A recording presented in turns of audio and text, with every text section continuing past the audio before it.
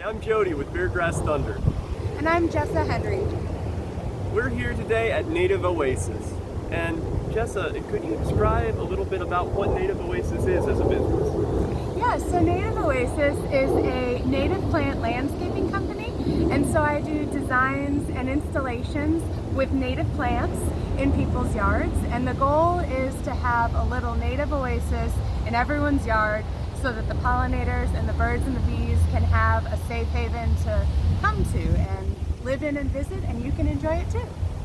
Amazing. And we are actually in a front yard right now, and we have all kinds of native flowers behind me, and I know you're specializing in pollinator patches. So could you describe a little bit about what that entails?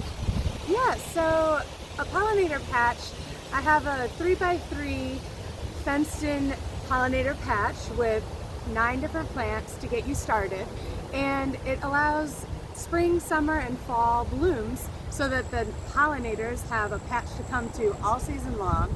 And we have this weed ordinance in Louisville that allows plants and such, but they have to be fenced in or certain heights, and the fence helps make it look organized and keeps your neighbors happy and be like, what is going on? Oh, it looks organized. It's fenced in. So that's what the pollinator patch is. And so, in your experience, these pollinator patches, they can be done in the suburbs. You don't have to have a mowed grass lawn anymore. Right, exactly. And they can be of any size, because this is a couple years in the making, and you might not have this much space, but you might have a 3x3 foot space, or anything in between, and also grass as well. Like, we're sitting in grass, but we also have plants. So, yeah. For the first-time home buyer, for the first-time gardener, so to speak, what are some of the plants you recommend to get started? Good question. So I recommend shorter plants, like 3 to 4 feet tall. So you got spring bloomers of Golden Alexander and Coreopsis. Pentstemmon's also a good one. And then some summer ones are anise hyssop, mountain mint, coneflowers, purple and orange and yellow rudbeckia. And then for fall, I really do love the goldenrods and the asters and the sunflowers, but those can get a little tall, so you might want to be careful about what variety you're getting, because these goldenrods are very tall, but you can get a lot shorter varieties too. And the other thing I recommend is getting connected with your native seed swap group, because Louisville's great about that, and that's actually how I got interested in native plants, because everyone has a lot of these plants and is willing to share them.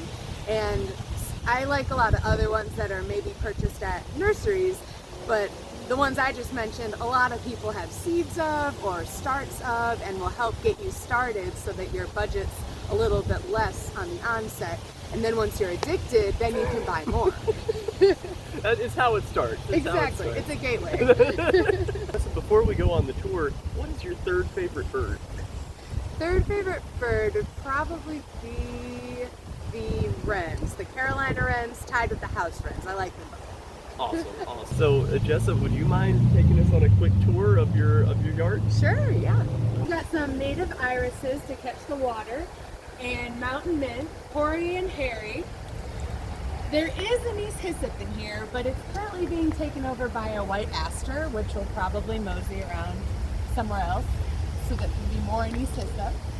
Got some volunteer goldenrod here. The mailman is not too thrilled, but oh well. And scarlet bee balm isn't in bloom right now, and common bee balm's not in bloom, but it's there. And mist flower is currently in bloom, and yarrow and some coneflowers. This is fun. It comes up every year. It's the evening primrose. Last year it was like really tall and really wide. And then some of the rose mallow is the native section here. Lovely. And how long does this usually take to establish in someone's yard? This is 2 years old. Wow. So, and I've cut out yarrow. Yeah. And I've trimmed back and added, and it's evolved a little bit over 2 years. Incredible. Yeah. Native spread. Yeah. So here is a spring bed. So there's the Coreopsis, and downy sunflower is currently in bloom. Pentstemon is done. Got some wing stem that's gonna come in. And then New Jersey tea bushes are on each side. And then there's scarlet royal catchfly. Yeah, royal catchfly is also finished. So that's why I have the cosmos kind of giving the pollinators something to do. And this is a picture of what a pollinator patch is. Imagine it full of flowers instead of this beautiful button bush, but this is what I offer for people's yard, and no grass, of course. But this is just a nice picture of it, our prototype, as you say. And eventually there'll be more shade because we've got a lovely ash tree that's growing in. And the backdrop here is a 9-bark bush, which will get much larger, but it's got space, and the grass can go. So. How long would it take to install one of these for a prospective client? Yeah, it would only take 2 hours or less to Wow. cut out the grass, plant the plants, pound it in, and mulch it. Wonderful. And I'd also be working with the owner of the home to be like, what plants you'd want. There are definitely options, many of which I already mentioned, but other ones too. So, a lot of things. So Jessa, when somebody is thinking about transforming their lawn space, you have shrubs, you have flowers, you do pollinator patches.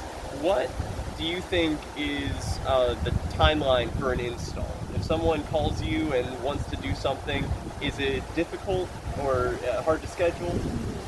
Yeah, it can be pretty quickly. I would try to get in for a consultation within 2 weeks of the call.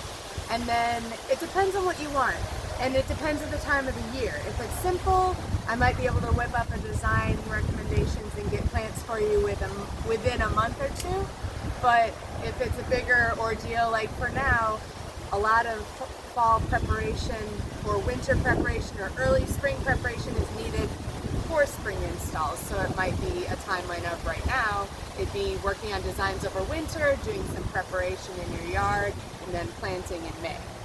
And food can also be a part of the aesthetic. Yes. Mm-hmm. Wonderful. I love edible food gardens. Some people are a little skeptical that you can plant things in the fall and expect them to come back. So, what do you have to say about that? Fall is actually a really good time to plant because it jump-starts the plants for next year, and they come back stronger as if they were planted in spring.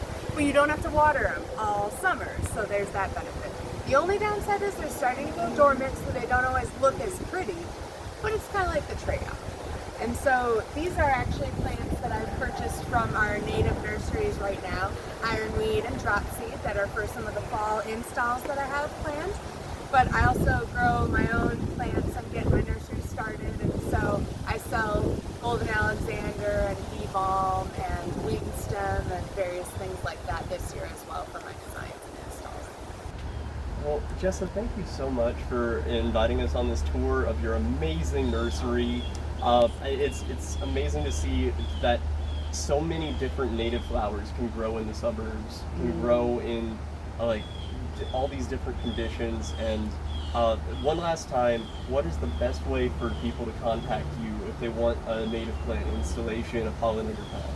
I would say message me on Facebook or message me on Instagram. That'd be the fastest, easiest way. And my name is Jessa Henry and native.oasis.